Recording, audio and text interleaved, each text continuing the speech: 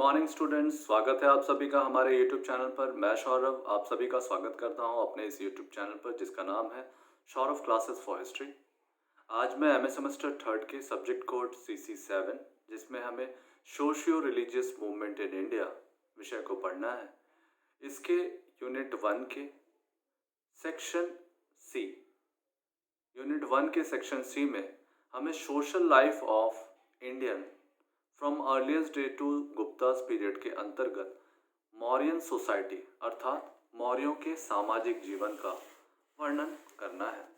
तो हम इसको शुरू करें उससे पहले मैं आपको बताना चाहूँगा कि मौर्यकालीन अवशेष जो हमें प्राप्त हुए हैं उन अवशेषों के आधार पर हम मौर्यों की सामाजिक दशा का वर्णन करते हैं। ये जो अवशेष हैं यह मूल रूप से हमें कई रूपों में प्राप्त हुए, जैसे उस काल की समकालीन रचनाओं में मेगास्थनीज की इंडिका, कौटिल्य की अर्थशास्त्र, उसके अलावा अशोक के अभिलेख, स्तूप, स्तंभलेख, गुफाएं, मूर्तियां आदि का हम रेफरेंस या फिर उनका जिक्र करते हुए हम मौर्यों की सामाजिक जीवन और उनके विभिन्न आयामों की चर्चा करेंगे। तो अध्ययन की सुविधा के लिए हम अपने इस विषय को कुछ भागों में वर्गीकृत करेंगे ताकि इसे सुगमतापूर्वक समझ सकें। सबसे पहले हम मौर्यकालीन सामाजिक वर्गीकरण को समझने का प्रयास करेंगे। उसके वर्गीकरण के पश्चात मौर्यों के जीवन में व्याप्त विवाह प्रथा के बारे में जानेंगे, किस प्रकार के विवाह पद्धति उनमें प्रचलित थी। उसके बाद तीसरा वर्गीकरण जो होगा हम उसमें स्त्रियों की दशा के बारे में वर्णन करेंगे। चौथे भाग में हम उस काल में दास प्रथा की अवस्था पर चर्चा करेंगे। उसके पांचवें भाग में हम उनके आमोद प्रमोद एवं मनोरंजन के साधनों पर प्रकाश डालेंगे। उसके छठे भाग में हम उनके जीवन के नैतिक स्तर अर्थात उनके जो जीवन का स्तर था उसको जानने का प्रयास करेंगे। उसके अगले भाग में हम वस्त्र और आभूषणों की चर्चा करते हुए उसके अंतिम भाग में हम उनकी भाषा और लिपि के बारे में आपको बताएंगे और अंततः हम उसका एक निष्कर्ष निकालेंगे। तो कुल मिलाकर हम इन भागों में अपने इस टॉपिक को विभाजित करेंगे। तो चलिए बिना समय गवाए हम अपने अध्ययन के विषय को प्रारंभ करते हैं। मौर्य साम्राज्य की सामाजिक स्थिति की जानकारी के लिए हमारे पास पर्याप्त मात्रा में सामग्रियां उपलब्ध हैं, जिनमें मूल रूप से अशोक के अभिलेख, स्तूप, स्तंभ, गुफाएं, मूर्तियां आदि उल्लेखनीय है। इसके साथ साथ रुद्रा दमन के जूनागढ़ अभिलेख भी काफी महत्वपूर्ण माने जाते हैं। इसके अलावे लिखित साक्ष्यों में हम देखते हैं कि अर्थशास्त्र जो कि समकालीन रचना है जिसके रचयिता विष्णुगुप्त चाणक्य थे, उनकी रचना मौर्यकालीन सामाजिक स्थिति को एवं उनकी प्रशासनिक दशा को पर्याप्त प्रकाश डालती है। साथ ही साथ उस काल में मेगास्थनीज नामक यूनानी यात्री जो भारत आए थे, उनकी रचनाएं जो उन्होंने इंडिका में वर्णित किया है उससे भी हमें काफ़ी मात्रा में जानकारी प्राप्त होती है। तो हम देखते हैं कि किस प्रकार से हम मौर्यों की सामाजिक अवस्था को बेहतर ढंग से समझ सकते हैं। तो इनको हम समझने के लिए सबसे पहले इनके वर्गीकरण को समझने का प्रयास करेंगे। तो मूल रूप से हमें मौर्य प्रशासन, मौर्य सामाजिक जीवन को समझने के लिए दो समकालीन साहित्य प्राप्त हुए। पहला जो कि विष्णुगुप्त चाणक्य की रचना है अर्थशास्त्र, उसके आधार पर हम इसके सामाजिक वर्गीकरण को देखते हैं। और दूसरा मेगास्थनीज की इंडिका है जो कि भारतीयों को पूर्ण रूप से प्राप्त तो नहीं हुई है, लेकिन उसके अवशेष माने उसके उद्धरण हमें यूनानी इतिहासकार के द्वारा अवश्य मिलते हैं। तो सामाजिक वर्गीकरण के संदर्भ में दोनों विद्वानों में पर्याप्त मतभेद बताए गए हैं, जहाँ चंद्रगुप्त मौर्य जहाँ हम देखते हैं कि मौर्यों की सामाजिक व्यवस्था पर विष्णुगुप्त चाणक्य का मत है कि उस समय समाज मूलतः 4 वर्गों में विभाजित था। वहीं दूसरी ओर मेगास्थनीज ने 7 वर्गों की चर्चा की है। हम दोनों के विचारों को एक एक करके जानेंगे। सबसे पहले हम देखेंगे कि मौर्य काल में जो वर्ण की व्यवस्था की गई थी उसको समझने के लिए हम मेगास्थनीज के जो विचार थे उनको देखेंगे। तो हम देखते हैं कि मेगास्थनीज ने भारत में कुल 7 प्रकार की जाति अथवा वर्गों की व्याख्या की है। उन्होंने पहले वर्ग में वैसे लोगों को शामिल किया है जो दार्शनिक होते थे। उनकी जो प्रतिष्ठा होती थी वह अन्य जातियों की तुलना में सबसे श्रेष्ठ मानी जाती थी और दार्शनिक लोग सभी सामाजिक कर्तव्यों से मुक्त थे। वे न तो किसी के दास थे और न किसी के स्वामी। गृहस्थी लोगों द्वारा वे बलि प्रदान करने और मृतकों का श्राद्ध करने के लिए नियुक्त किए गए थे। उनके काम के लिए उन्हें दान दिया जाता था। वर्ष के प्रारंभ में ये लोग अनावृष्टि, गर्मी, शीत, आंधी, रोग इत्यादि की सूचना की भविष्यवाणी कर देते थे और इससे सर्वसाधारण को काफी लाभ पहुंचता था। जो दार्शनिक अपनी भविष्यवाणी में भूल करते थे उनको निंदा के सिवाय और कोई दंड देने का प्रावधान नहीं था। इस प्रकार से मेगास्थनीज ने जो 7 वर्गों की चर्चा की है उसमें प्रथम जो वर्ग है वह है दार्शनिकों का। इसमें दूसरा जो वर्ग है वह वर्ग कृषकों अथवा किसानों का था। यह काफी संख्या में अधिक होते थे। वे राजा को भूमि कर देते थे। वे अपनी स्त्री और बच्चों के साथ रहते थे और नगरों में आने जाने से बचते रहते थे। कृषकों के पश्चात इनकी तीसरी प्रमुख जो जाति थी उसमें अहीर, गड़रिये और चरवाहे होते थे जो नगर में बसते थे और न गांवों में। वो ना तो नगर में रहना पसंद करते थे ना तो गांव में रहना पसंद करते थे। वे डेरे में रहते थे और शिकार और पशुओं आदि का जाल आदि में फंसाकर देश को हानिकारक पशुओं और जंगली पशुओं से मुक्त करते थे। इस प्रकार हमने देखा कि तीसरी जाति जो थी वह अहीर, चरवाहे और गड़ेड़ियों की थी। इसकी चौथी जाति के लोग थे वे कारीगर होते थे जो कवच और औजारों का निर्माण करते थे जिसका प्रयोग किसान, सैनिक और व्यवसायी लोग किया करते थे। इनकी पांचवी जो जाति थी वह सैनिकों की होती थी। ये भली भांति संगठित और युद्ध के लिए सुसज्जित होते थे। संख्या में इसका दूसरा स्थान था। सेना, योद्धा, सैनिक, युद्ध के घोड़े और हाथी सबका पालन सरकार करती थी। इनकी जो छठी जाति थी ये लोग निरीक्षक होते थे। इनका काम था कि जो कुछ भारतवर्ष में पैदा होता था उसकी खोज और देखभाल करते थे और राजा को उसकी सूचना पहुंचाने का काम ये निरीक्षक वर्ग करते थे।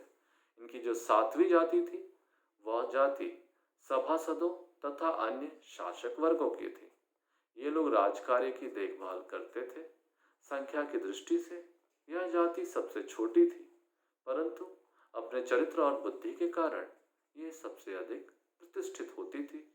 इस जाति से राजा के मंत्रीगण और राज्य के कोषाध्यक्ष और न्यायकर्ता आते थे। सेना के नायक और मुख्य शासक लोग प्रायः इसी जाति के होते थे। इन 7 जातियों का वर्णन करने के बाद मेगास्थनीज ने लिखा है कि किसी भी को अपनी जाति से बाहर विवाह करने का अधिकार नहीं होता था। ना कोई व्यक्ति अपनी जाति या व्यवसाय को बदल सकता था। कई लोग इस तथ्य को नहीं मानते क्योंकि उस समय अंतरजातीय विवाह प्रचलित थे और लोग अपने व्यवसाय बदलने के अनेक उदाहरण प्रस्तुत हुए हैं। अब हम मेगास्थनीज के जातीय वर्गीकरण को देखने के बाद कौटिल्य के जाति वर्गीकरण को देखेंगे। कौटिल्य ने मूल रूप से 4 जातियों का उल्लेख किया है। कौटिल्य के अर्थशास्त्र और अशोक के अभिलेखों से ज्ञात होता है कि समाज में 4 वर्णों की व्यवस्था थी। ये वर्ण थे ब्राह्मण, क्षत्रिय, वैश्य और ये शूद्र। तो मौर्य काल में वर्ण व्यवस्था जो थी वह वर्णाश्रम धर्म की प्रधानता उसमें देखी जाती थी। वर्ण व्यवस्था का स्वरूप पहले से जटिल हो गया था। कौटिल्य ने चारों वर्णों के कर्तव्यों का वर्णन किया है। उसमें उन्होंने लिखा है कि राजा सब व्यक्तियों को वर्णाश्रम धर्म के नियमों का पालन करने के लिए बाध्य करे। प्रत्येक व्यक्ति अपनी जाति में ही विवाह करता था और अपनी जाति का ही व्यवसाय अपनाता था। योद्धा किसान नहीं बन सकता था और शिल्पकार दार्शनिक नहीं बन सकता था। अशोक के अभिलेखों में गृहस्थियों और वानप्रस्थियों का भी वर्णन मिलता है। कौटिल्य ने लिखा है कि खेती करना, पशुपालन और व्यापार करना वैश्य और शूद्र दोनों के व्यवसाय होते थे। इससे ऐसा प्रतीत होता है कि मौर्य काल में वैश्य और शूद्रों में विशेष अंतर नहीं रह गया था। किसानों, ग्वालों और व्यापारियों के अपने अपने वर्ग थे। अब हम एक एक कर बारी बारी कौटिल्य के चारों वर्गों के बारे में जानेंगे। पहला जो वर्ग था उनका ब्राह्मण वर्ग। मौर्य काल में ब्राह्मणों को विशेष अधिकार एवं प्रतिष्ठा प्राप्त थी। मेगास्थनीज ने भी लिखा है कि सरकार ब्राह्मणों से किसी प्रकार का कर नहीं लेती थी। उन्हें अपने जाति के बाहर विवाह करने का विशेष अधिकार था। ब्राह्मण लोग सादा जीवन बिताते थे। उनमें से कुछ जंगलों में जाकर रहते थे, पत्तों और फलों से अपना निर्वाह करते थे और वृक्षों की छाल के कपड़े पहनते थे। कई स्थानों पर लिखा गया है कि ब्राह्मणों को भूमि और धन राजा ने दिए। कई ब्राह्मणों ने कर इकट्ठा करने का दीक्षण किया। कई ब्राह्मण परिवार धनी और प्रभावशाली थे। कई ब्राह्मणों के पास बहुत सी भूमि थी। यद्यपि आदर्श ब्राह्मण का यह कर्तव्य था कि वे बिल्कुल कोई संपत्ति अपने पास ना रखें। कई स्थानों में लिखा गया है कि ब्राह्मणों ने न्याय पद्धति में भाग लिया। वे सेना के सेनापति भी बने। यद्यपि राज्य शक्ति क्षत्रिय के पास थी, तथापि ब्राह्मणों का भी बड़ा प्रभाव था, विशेषकर राजतंत्र में। यद्यपि ब्राह्मण करों से मुक्त थे, तथापि कौटिल्य ने लिखा है कि जो ब्राह्मण सरकार के कर्मों में हस्तक्षेप करता है उसे डुबो देना चाहिए। यदि कोई ब्राह्मण चोरी करे तो भी उसे विशेष दंड देना चाहिए। ऐसा प्रतीत होता है कि मौर्य काल में ब्राह्मणों ने अपने परंपरागत व्यवसाय, जिसमें लिखना, पढ़ना, पढ़ाना, यज्ञ करना, कराना आदि था, छोड़ना शुरू कर दिए और कृषि, पशुपालन और वाणिज्य के काम शुरू कर दिए। यदि कोई ब्राह्मण आहार आदि के प्रतिबंधों का उल्लंघन करता था तो वह अपने वर्ण से गिर जाता था। विपत्ति काल में ब्राह्मणों को छूट थी कि वह जो व्यवसाय चाहे उसे चुन सकते थे। कई कारणों से ब्राह्मणों के अधिकारों और अवस्था में गिरावट आ गई। यह कुछ बौद्ध धर्म के विस्तार के कारण थी और कुछ आर्थिक परिवर्तनों के कारण। फिर भी ब्राह्मणों का प्रभाव और अधिकार गांव में चलता रहा। इसका अर्थ यह नहीं है कि ब्राह्मणों के विशेष अधिकार पर प्रतिकूल प्रभाव जाते रहे। दार्शनिक क्षेत्र में उनका स्थान नीचा हो गया, परंतु आर्थिक और सामाजिक क्षेत्रों में उनका स्थान पहले जैसा ही बना रहा। विशेषकर ऐसी अवस्था मगध और कौशल में देखी गई। अब कौटिल्य के दूसरे महत्वपूर्ण वर्ग, जिसका नाम है क्षत्रिय, उस पर हम देखेंगे कि मौर्य काल में क्षत्रिय बहुत महत्वपूर्ण और माननीय जाति थी, जिसके अधिकांश लोग शासक और सैनिक होते थे। मौर्य सम्राट स्वयं इसी जाति के थे। मौर्य काल में क्षत्रिय के कई वर्ग बन गए थे।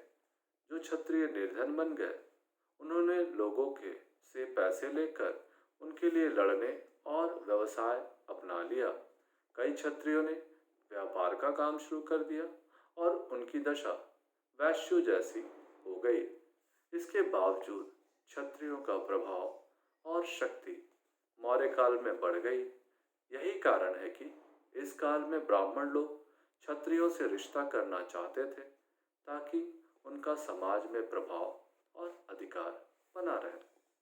कौटिल्य के तीसरे वर्ग जो है वैश्य। वैश्य में देखते हैं कि मौर्य काल में वैश्यों की अवस्था क्षत्रियों और ब्राह्मणों के नजदीक पहुंच गई थी। चूंकि उनका वाणिज्य की श्रेणियों पर अधिकार था, इसलिए उन्होंने नागरिक संस्थाओं पर भी अपना अधिकार जमा लिया था। चूंकि उनको अपनी अवस्था के अनुसार समाज में ऊंचा स्थान ना दिया गया, इसलिए उनमें बड़ा असंतोष था।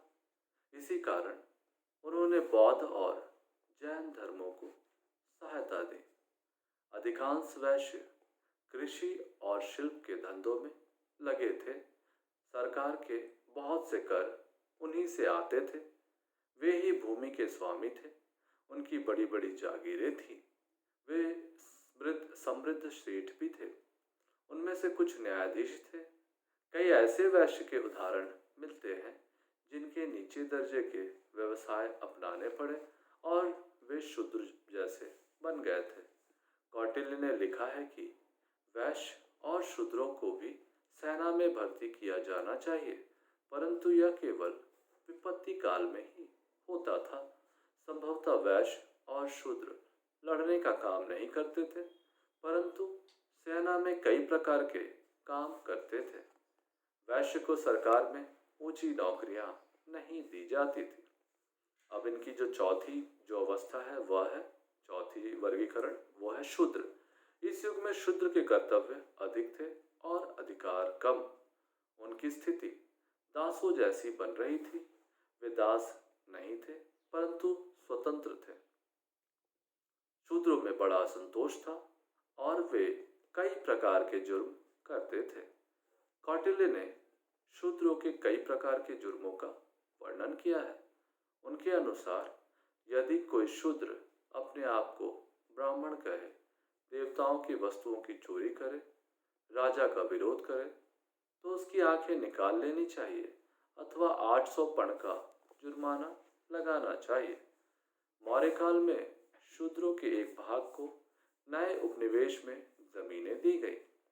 उन्हें फसलें काटने का काम भी किया। उनसे जबरदस्ती बिना मजदूरी के काम लिया गया।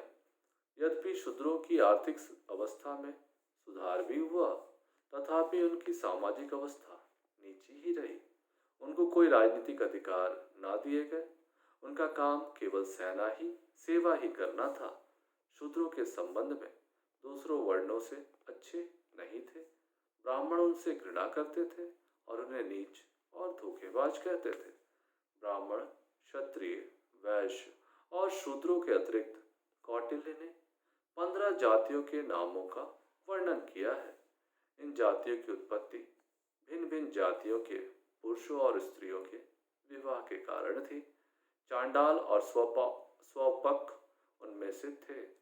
वे अछूत गिने जाते थे और उनको नगर या गांव के बाहर शमशान भूमि के समीप रहना पड़ता था। अशोक के अभिलेखों में परिव्राजकों और कई तरह के धार्मिक संप्रदायों का वर्णन है। परिव्राजक और भिक्षु सत्य का प्रचार करते थे। इस प्रकार से हमने मौर्य काल के सामाजिक वर्गीकरण में देखा कि मैगस्थनी ने 7 वर्गों की चर्चा की है, वहीं कौटिल्य ने 4 वर्गों की चर्चा की है। अब हम मौर्य काल के विवाह प्रथा पर प्रकाश डालेंगे। तो कौटिल्य ने 8 प्रकार के विवाहों का वर्णन किया है। ब्रह्म विवाह में कन्या का पिता वर को अपने घर बुलाकर अपनी पुत्री को उसे सौंप देता था। इस विवाह में संस्कारों की प्रधानता होती थी। देव विवाह में कन्या का उस समय बहुत रिवाज था। देव विवाह में कन्या का पिता किसी योग्य और सुशील वर को अपनी पुत्री को सौंप देता था। आर्ष विवाह में कन्या का पिता वर पक्ष से गायों का जोड़ा लेता था और विवाह के बाद वर को उन्हें दान में दे देता था। प्रजापत्य विवाह में कन्या का पिता वर वधु को कहकर आशीर्वाद देता था कि तुम साथ मिलकर धर्म का आचरण करो, और उसके बाद वह कन्या को वर के हाथों में सौंप देता था। असुर विवाह में कन्या का विवाह करने के लिए कन्या का पिता वर से धन लेता था। गंधर्व वर को धन देता था। गंधर्व विवाह में वर और कन्या अपने अपने माता पिता की आज्ञा के बिना विवाह कर लेते थे। राक्षस विवाह में कन्या का बलपूर्वक अपहरण कर लिया जाता था।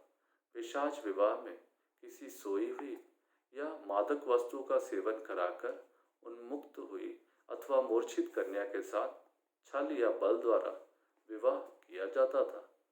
इनमें जो प्रथम चार प्रकार के विवाह धर्म थे वह धर्म के अनुसार माने जाते थे, और चार जो थे अंतिम चार वो अधार्मिक विवाह माने जाते थे।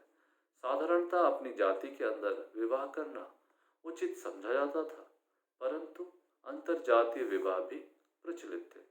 कौटिल्य ने लिखा है कि 12 वर्ष की कन्या और 16 वर्ष का बालक विवाह के योग्य है। विवाह में दहेज भी दिया जाता था। साधारणतः पुरुष एक पत्नी रखता था, परंतु बहुविवाह की प्रथा भी प्रचलित थी।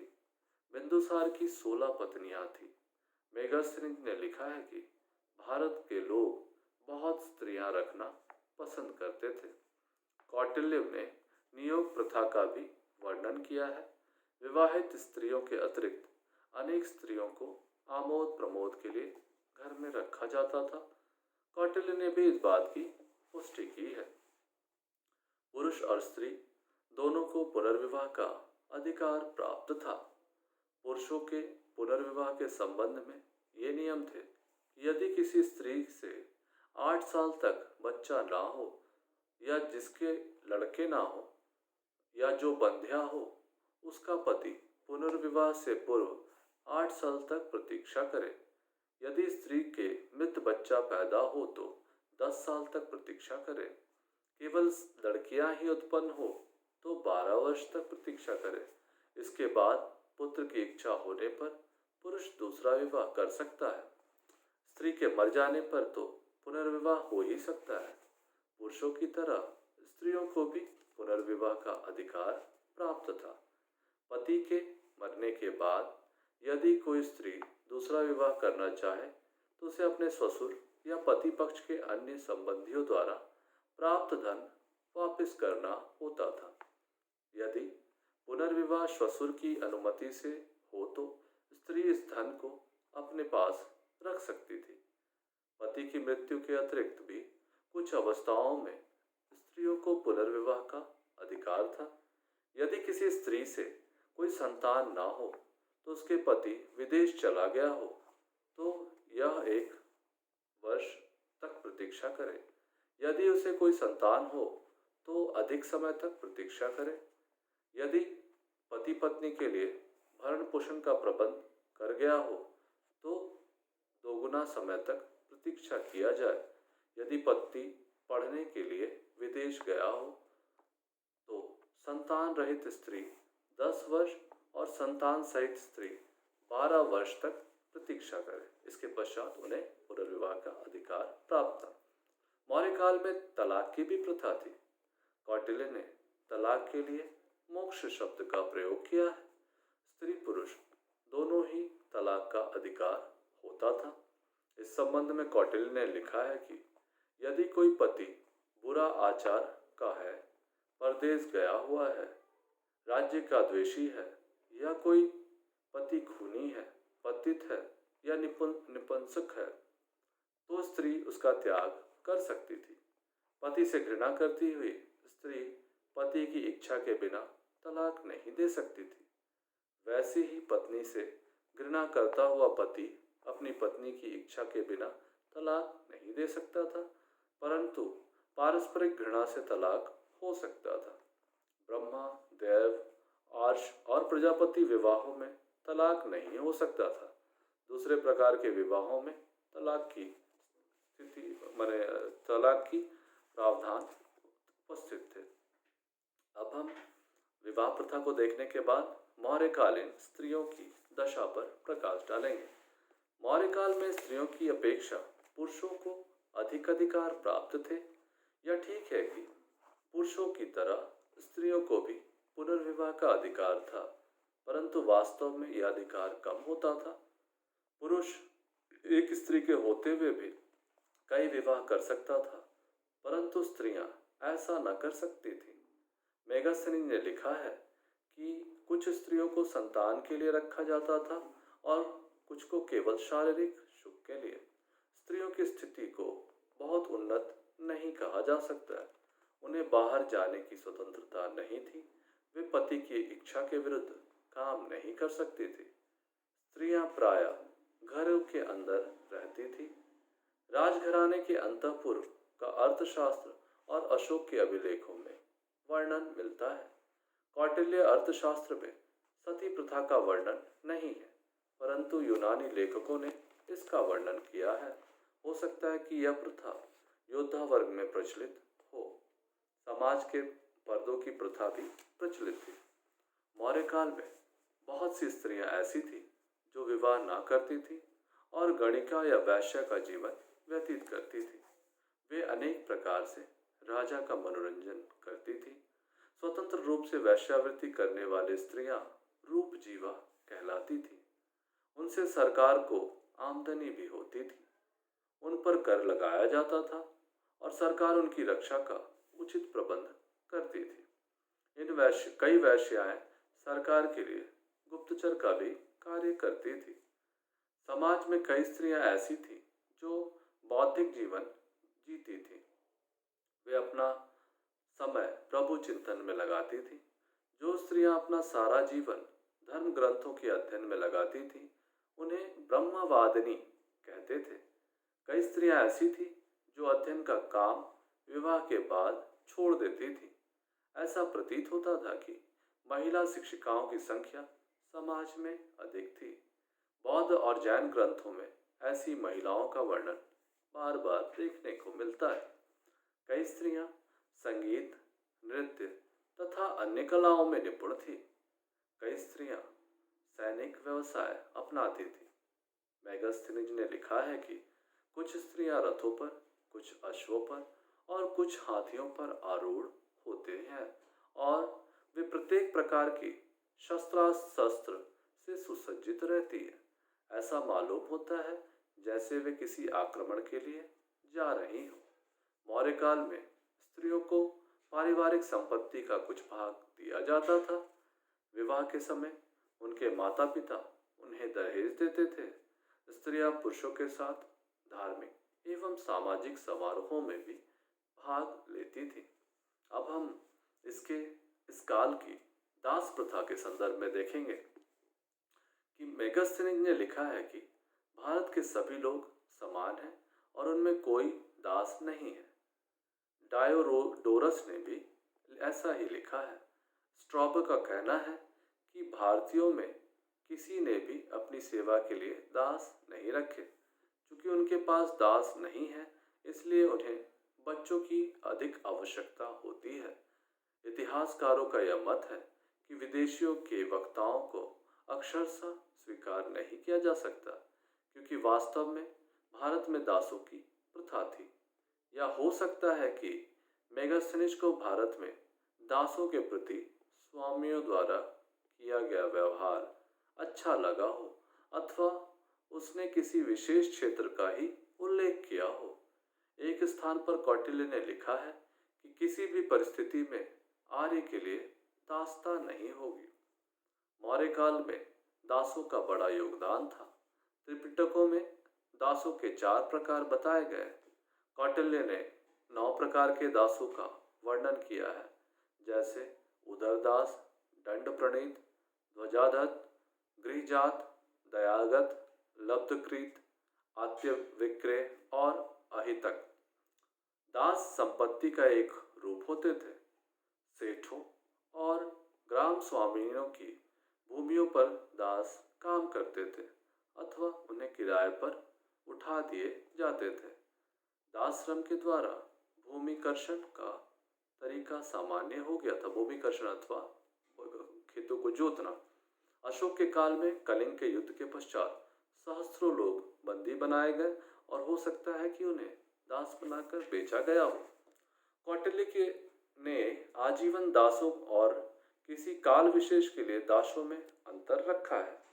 दासों के व्यक्तित्व और उनके श्रम का निपटारा करने में स्वामी को असीमित अधिकार होते थे। एक दास के रूप में जो व्यक्ति किसी की संपत्ति था वह सभ्य समाज का सदस्य नहीं हो सकता था। कई लोग ऐसे थे जो अस्थायी रूप से बंधक और आश्रित थे। उनको कौटिल्य ने अहितक के नाम से पुकारा है।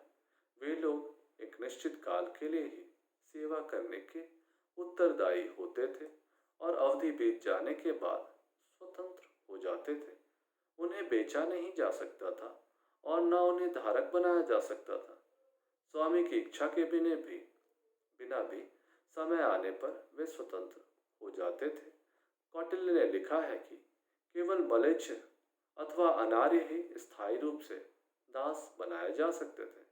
अधिकांश दास घरेलू नौकर होते थे और उनके साथ बुरा व्यवहार नहीं किया जाता था। उन्हें ना तो पीटा जा सकता था, ना गाली दी जा सकती थी।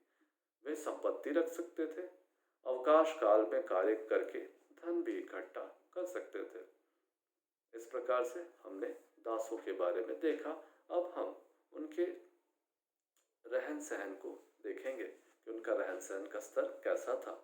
तो मेगास्थनीज ने लिखा है कि भारत के लोग अकेले में भोजन करते थे। उनका इकट्ठा मिलाकर भोजन करने को कोई नियम नहीं था। जिस समय जिसकी इच्छा होती थी वह भोजन कर लेता था। मौर्य काल में स्वादिष्ट भोजन बनाने के लिए प्रयत्न किया जाता था। बाजारों में भी कई प्रकार के भोज्य पदार्थ बेचे जाते थे। मांस भोजन का उस समय बहुत ज़्यादा रिवाज होता था। बहुत से पशु पक्षी, मछली इत्यादि का प्रयोग किया जाता था। लोग अंगूरों का रस, मधु और शराब भी पीते थे। फलों और बूटियों का भी प्रयोग किया जाता था। सुरा का भी प्रयोग प्रचलित था, परंतु इस पर सरकार का नियंत्रण होता था। कौटिल्य ने कई प्रकार की मदिरा का उल्लेख किया है। मेगास्थनीज ने लिखा है कि विशेष अवसरों को छोड़कर साधारणतः भारत के लोग मदपान से दूर रहते थे। ऐसा मालूम होता है कि यह कथन केवल ब्राह्मणों के लिए ही था, क्योंकि अन्य जातियों में सुरा का प्रचलन था। क्षत्रियों में मदपान का रिवाज बहुत प्रचलित था। यद्यपि बौद्ध और जैन में इसको कम करने की कोशिश की गई, तथापि वे सफल नहीं हो सके। अब हम आमोद प्रमोद के विषय में देखेंगे कि मौर्य काल के लोगों का जीवन सुखी और आमोद प्रमोदमय था। आमोद प्रमोद के कई साधन थे, जैसे गाना, बजाना, नृत्य, नाटक, जुआ, शिकार इत्यादि। मौर्य काल में कई लोग ऐसे थे जिनका व्यवहार केवल लोगों का आमोद प्रमोद करना और तमाशे दिखाना था। वे लोग एक स्थान से दूसरे स्थान पर तमाशा दिखाते हुए घूमते रहते थे। कौटिल्य के अर्थशास्त्र में नटों, नृतकों, गायकों, वादकों, तरह तरह की बोलियां बोलकर आजीविका कमाने वालों, रस्सी पर नाचने वाले मदारियों और चारणों की वर्णन मिलते हैं। ये सब लोग गांव के बाहर तमाशे दिखाते हैं। इस काम के लिए उन्हें लाइसेंस लेना पड़ता था। शिकार खेलना उस समय का बहुत रिवाज था। उस समय महत्वपूर्ण रिवाज माना जाता था। राज शिकार के लिए बाहर जाता था और राजा शिकार के लिए बाहर जाता था और उसकी सहायता की और रक्षा के लिए बहुत से लोग रहते थे। मेगास्थनीज ने रथ दौड़, घुड़दौड़, साड़ युद्ध, मल्लयुद्ध का भी वर्णन किया है। अशोक के अभिलेखों में मेगास्थनीज के विवरण में विहार यात्राओं का उल्लेख है। कई प्रकार के उत्सवों और मेलों का आयोजन होता था। ग्रामों में लोगों के मनोरंजन के लिए खेल तमाशों का भी आयोजन किया जाता था। समाज और उत्सवों का संगठन सरस्वती, शिव, ब्रह्मा इत्यादि देवताओं के आदर में किया जाता था। इन अवसरों पर मनुष्य के ही नहीं, परंतु हाथियों और अन्य पशुओं के द्वंद्व भी होते थे। मनुष्यों और पशुओं के मल्लयुद्ध में प्रायः भीषण रक्तपात हो जाता था, इसलिए अशोक ने उन पर प्रतिबंध भी लगा दिया था। इस प्रकार से हम देखते हैं कि उस काल में आमोद प्रमोद अथवा मनोरंजन के अनेक साधन उपलब्ध थे। अब हम उनके नैतिक जीवन स्तर को समझेंगे कि मेगास्थनीज ने लिखा है कि मौर्य काल में भारतीयों का नैतिक स्तर बहुत ऊंचा था। साधारणतः लोग झूठ, चोरी आदि से घृणा करते थे। यज्ञों के अवसर पर अतिरिक्त वे शराब नहीं पीते थे। लोग अपने घरों में ताले नहीं लगाते थे। वे बड़े ईमानदार थे। उनमें बहुत कम झगड़े होते थे। न्यायालय में बहुत कम मामले जाते थे। नैतिक सिद्धांतों का पालन प्रचार करने में अशोक ने धर्म महामात्रों की नियुक्ति की ताकि लोगों के जीवन स्तर को सुधारा जा सके। लोगों में गिरवी और धरोहर के अभियोग नहीं होते थे। उनके मोहरे और गवाहों की आवश्यकता नहीं होती थी। भारत के लोग सच्चाई और सदाचार पर विशेष जोर देते थे। वे मृतक के लिए कोई स्मारक नहीं बनाते थे, वरन उनकी सत्यशीलता को, जिसे मनुष्य ने अपने जीवन में दिखाया है, मरने के बाद उसके स्मारकों को बनाए रखने के लिए पर्याप्त समझते थे। मौर्य काल के वस्त्राभूषणों में देखते हैं कि साधारणतः लोग सूती कपड़े पहनते थे। इस विषय में मेगास्थनीज का कहना है कि भारत के लोगों के वस्त्रों के कई प्रकार के चटकीले रंग के बने होते थे। वे सोने, हीरे, जवाहरात के आभूषण भी पहनते थे। धूप से बचने के लिए छातों का प्रयोग करते थे। ये लोग सुंदर और मलमल के बने हुए फूलदार कपड़े भी पहनते थे। और हमारा जो अंतिम भाग है वह है भाषा। तो इस विषय में अशोक के अभिलेखों से ज्ञात होता है कि मौर्य काल में ब्राह्मी और खरष्ठी लिपियों का प्रचार प्रसार था। अभिलेखों की भाषा मगधी प्राकृत होती थी। इससे यह पता चलता था कि केवल ब्राह्मण ही पढ़े लिखे नहीं थे, बल्कि साधारण लोग भी पढ़े लिखे होते थे। लिखने का प्रयोग लोग पत्र व्यवहार में भी करते थे। इस प्रकार से हमने मौर्यकालीन सामाजिक जीवन के विविध आयामों, जिसमें उनका सामाजिक वर्गीकरण, उनके विवाह संस्कार, स्त्रियों की दशा, दास प्रथा, आमोद प्रमोद, नैतिक जीवन स्तर, वस्त्राभूषण, भाषा आदि का अध्ययन किया। और हमने देखा कि उनकी सामाजिक जीवन अनेक आयामों से भरी हुई थी। जहाँ एक और सामाजिक वर्गीकरण पर मेगास्थनीज और कौटिल्य में पारस्परिक विभेद है।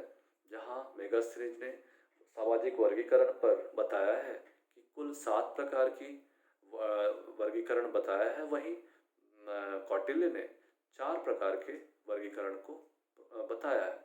उसी प्रकार विवाह प्रथा के विषय में कुल 8 प्रकार के विवाह का वर्णन किया गया है, जिसमें प्रथम 4 प्रकार के जो विवाह हैं वो प्रशंसनीय विवाह हैं, और अंतिम 4 प्रकार के जो विवाह बताए गए हैं वह निंदनीय या अधार्मिक विवाहों को बताया गया है। साथ ही इसमें स्त्रियों की जो दशा थी वो काफ़ी अच्छी थी। उन्हें भी विधवा पुनर्विवाह करने का अधिकार था, लेकिन उनके लिए कुछ शर्तें और कुछ प्रावधान निर्धारित थे। दास प्रथा के संबंध में कौटिल्य और मेगास्थनीज में परस्पर विरोध देखा जाता है। जहाँ मेगास्थनीज ने बोला है कि दास प्रथा यहाँ विद्यमान नहीं थी, वहीं कौटिल्य ने अनेक प्रकार के दासों की चर्चा की है। इनके आमोद प्रमोद के साधनों को हम देखते हैं तो हम पाते हैं कि ये आमोद प्रमोद होते हुए खेल, शिकार, जुआ, नृत्य और अनेक प्रकार के साधनों से अपना आमोद प्रमोद अथवा मनोरंजन करते थे। साथ ही इनके नैतिक जीवन स्तर में हमने देखा कि इनका नैतिक जीवन स्तर काफ़ी उच्च स्तर का होता था। यहाँ चोरी, अपराध, डकैती आदि मामले कम ही देखने को मिलते हैं। और इनके वस्त्राभूषणों में हमने देखा कि मेगास्थनीज और कौटिल्य दोनों ने इनके सूती वस्त्र एवं चटकीले और मलमल वस्त्रों, साथ ही सोने, चांदी, हीरे, जवाहरात के आभूषणों से सुसज्जित इन्हें बताया है। और इनकी भाषा के संबंध में बताया गया है कि ये लोग ब्राह्मी खरोष्ठी लिपि का प्रयोग करते थे और इनकी जो भाषा होती थी वो प्राकृत मगधी होती थी। इस प्रकार कर कुल मिलाकर मौर्यकालीन सामाजिक जीवन के विविध पहलुओं को देखने के पश्चात हमें यह प्रतीत होता है कि तत्कालीन सामाजिक जीवन जो था वो काफ़ी उच्च कोटि का था। और उस काल में थोड़े बहुत दोनों भारतीय विद्वान चाणक्य और मेगास्थनीज के रचनाकार में इंडिका के रचनाकार मेगास्थनीज में थोड़े बहुत मतभेद देखने को मिलते हैं, लेकिन कुल मिलाकर हम उनके समाज को बृहद तौर पर समझ सकते हैं कि उनकी सामाजिक अवस्था काफ़ी सुयोग्य और सुदृढ़ थी, और इस सामाजिक जीवन में कई महत्वपूर्ण विषयों का ज्ञान हमें इस विषय से प्राप्त होता है। तो हम आज की क्लास यहाँ समाप्त करेंगे। हम अगली क्लास में फिर से एक नए विषय के साथ आपके सामने उपस्थित होंगे। तब तक के लिए धन्यवाद।